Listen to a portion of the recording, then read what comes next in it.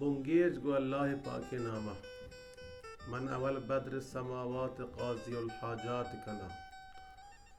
المدام هر وحد سحر من ذوالجلال یاد کنا. سلام و درود شما گندکان برنامه بلوچی شعری بتل. امید که شما حال و طبیعت و وش و درد و برابر باته. مروچی گدوگه شعری بتلیش میں حضورا ما پیش بیدگیں و بتل یہ ورد در گویش سرحدی یہ بتلا یہ پیما میں عزیزان استفادہ کنند یا رکنت یا ترکنت یا رکون یا ترکون و در گویش مکران زمینہ اسی استفادہ بیت یا حربیت یا دربیت یا حربیت یا دربیت. یک بتل یہ پیما استفادہ بھی کہ وحدی یا فردی یا مشکل تو کا مصیبت تو کا ہے فردا انسان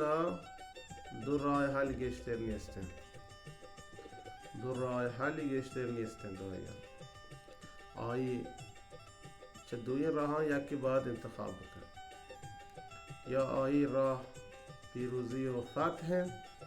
یا شکست و برانتائی. و یہ بتل مٹ زبان فارسی تو کہاں موجود ہے اسی کہ یا تخت یا تخته یا تخت یا تخته یا من اتی مقصد و منزل رسم یا شین که نابود و برانتا بود دیگه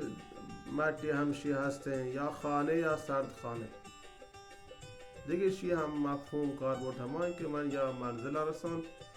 یا شین که نابود و برانتا بود. پس یہ بتل